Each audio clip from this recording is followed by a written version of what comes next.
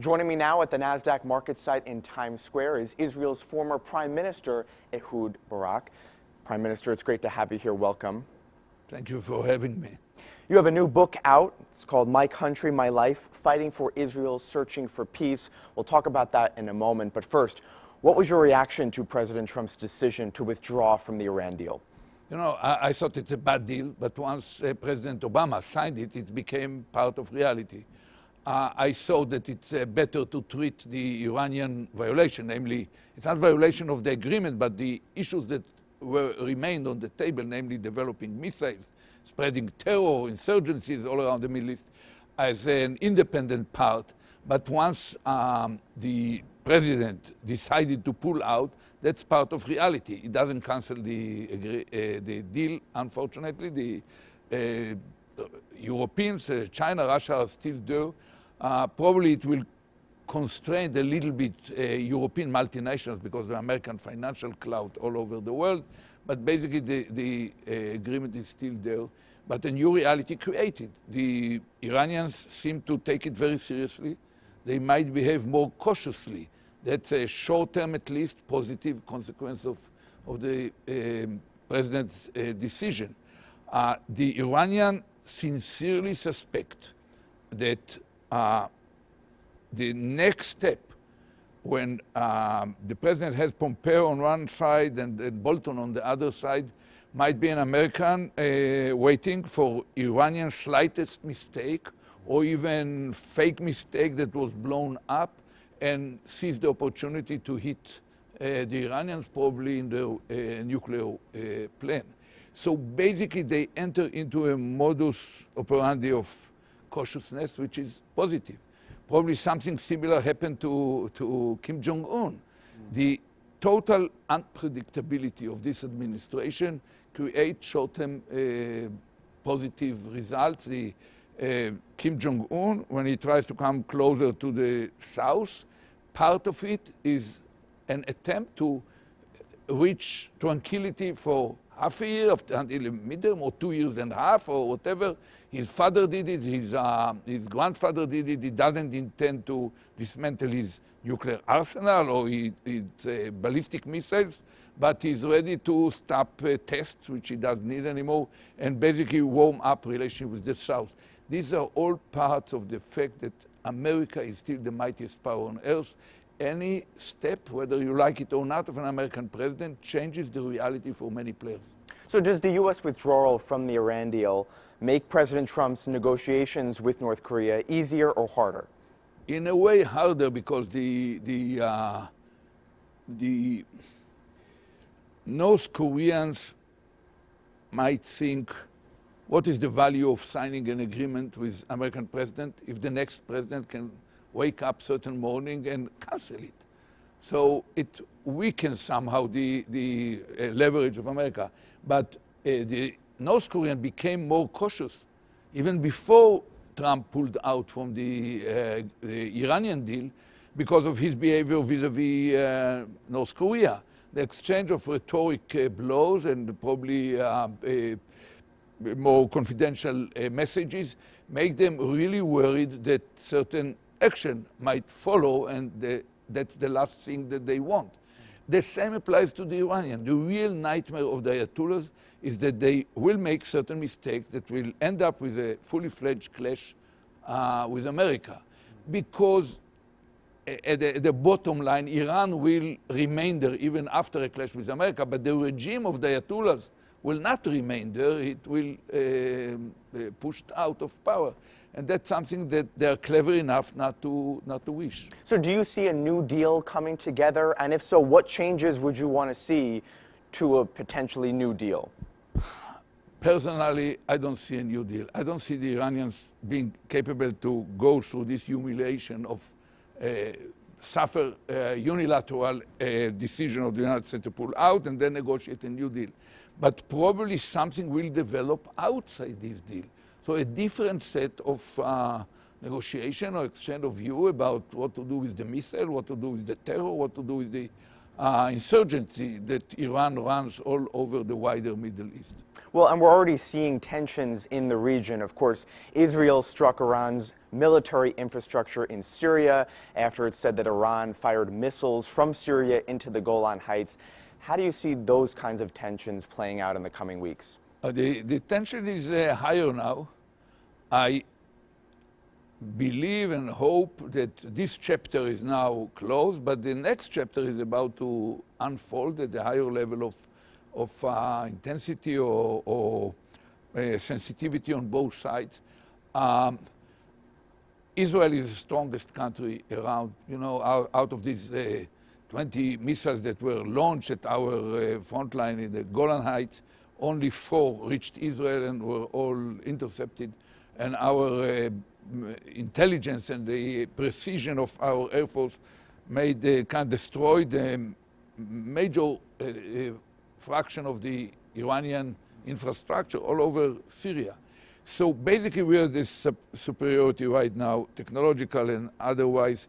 We can defeat any neighbor or combination of neighbors, but we do not have any interest in a full-scale clash.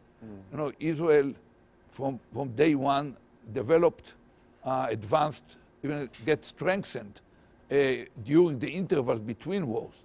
And there is a basic asymmetry in the Middle East. We have to win each and every war, for our enemies have to win only once. There will be nothing to fight with if Israel loses a major war. So basically, we have to be ready to win any war if it is imposed upon us, but we have no interest in having wars. So that kind of create or define the thin line that we have to walk on. Act determinedly, effectively to suppress and to block this deployment. At the same time, doing our best to avoid a major clash. So summarize all this in the context of your new book. How do we get peace in the region? Oh, well, peace is something we have to be patient about, but never lose sight of the objective or hope for it. Peace will be achieved in this region only when our neighbors will realize that there is no way to get rid of Israel, no way to win over Israel or destroy it. Originally, one of the original thinkers of the Zionism, Jabotinsky, was the opponent of Ben-Gurion, but he defined this concept of iron wall, we call it. And Ben-Gurion, his followers, including Rabin, myself, we built it together with the soldiers and commanders of Israel. We have built this iron wall. Israel is in a way the most successful national project of the 20th century. Within 70 years, we started from almost zero. 70 years, 7 wars, 2 intifadas, infinite number of operations in between. Israel is now the strongest country, 1,000 miles around Jerusalem, not just militarily or strategically, even technologically and in many other aspects. And we can afford, out of this position of strength and self-confidence, to make sure that no one can attack us, but at the same time open any door or any window to try to deal with the roots of the situation and trying to identify what could be done in order to reach an agreement and in a longer-term peace with our neighbors. You worked in Prime Minister Benjamin Netanyahu's government. You left in 2013. Do you still talk to him? What advice do you have for him? Well, last time I talked to him was immediately after the signing of the Iranian deal by Obama. He called me to discuss what should be done. I became the most kind of probably persistent critique of the directions his government is taking. Netanyahu is a capable person. He's not a lightweight. He's thoughtful. He understands history. He has a lot of political experience. But I think that he's taking wrong decisions in many aspects. You know, probably last 2 weeks not included, but this is very successful 2 weeks for Israel and for Netanyahu.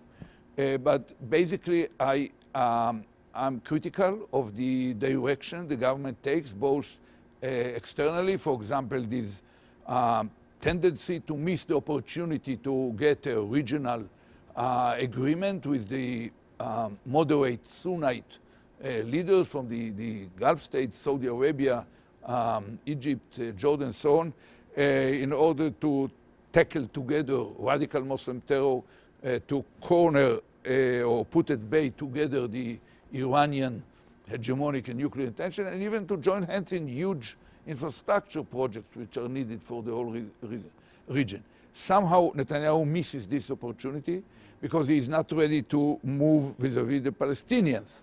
And the Arab moderate leaders, however deeply they understand that Israel could be part of the solution in the Middle East, not just necessarily part of the problem. They are not in love affair with the Palestinians, but they cannot move, they do not feel safe in their own seats if they engage with Israel publicly without Israel making effort with the Palestinians. Now, if this effort would hurt our long-term security, I would say don't do it. We are committed, first of all, for our security, but 90% of our leaders of security in any aspect of our life are confident that trying to achieve an agreement with Palestine, looking for two-state solution, having a border within which we have all our strategic needs, but also a solid Jewish majority for generations to come, is better than trying to reign over the whole area from Mediterranean to River Jordan, where you will have a block of millions of Palestinians under your control, and a situation which lead inevitably into either non-Jewish or non-democratic state. If they can vote, it's a binational state in short term with a Muslim majority and permanent civil war. If they cannot vote, it's not a democracy. I don't want to quote a name from a neighboring continent in the previous century. Although Prime Minister Netanyahu seems to get along very well with President Trump, of course that alliance is very important. Yeah, for him it's a good luck, probably for President Trump, of course. They are talking the same language, they understand each other. In fact, one of my critique of Netanyahu is that post-truth, alternative facts, fake news were practiced in Israel long before those terms got any traction in the English language. So basically, there are certain similar elements in style and close relationship. It helps Israel. You know, Trump made a very important decision from point of view of any Israeli to move the embassy.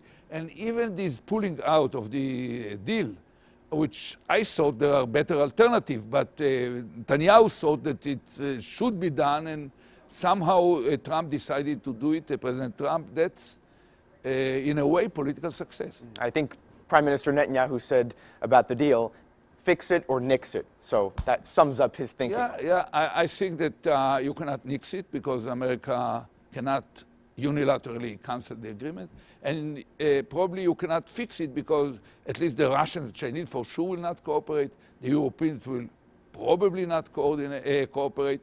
And you might initiate a new channel of negotiation outside of this deal about issues which are important, like missile, terror, and insurgency.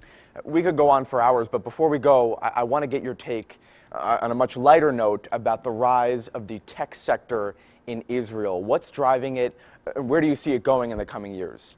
It started from circumstance and need. You know, we were isolated, we were alone, we had challenges, certain technology no one was ready to sell us.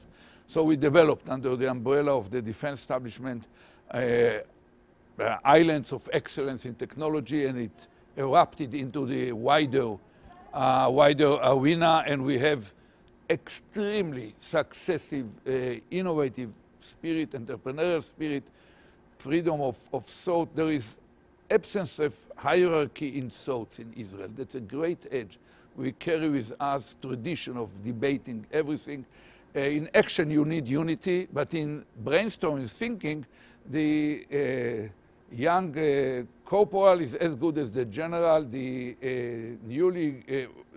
recently graduated engineer or sometime amateur hacker is as good as the chief executive of his tech company. And I'm personally involved in several cybersecurity and public safety startups in Israel. There is one operates even here in the United States. You might have a look at it. Carbine, it's called, provides public safety, modernizing the 911 like or first responder system on all arenas by using the smartphone rather than old legacy systems. And I'm involved in several cybersecurity initiatives, which are part of thousands of such similar initiatives in Israel. It's a major source of optimism for us. We are heading into what's called the fourth industrial revolution, where artificial intelligence, machine learning, and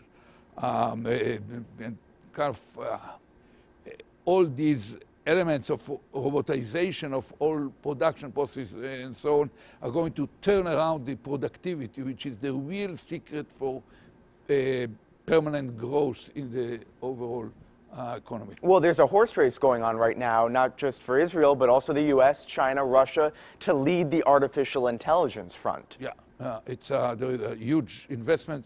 China, in effect, have certain edge. They probably have less talent in terms of quality than here in America or probably even in Israel, but they have the control of the country of all these efforts.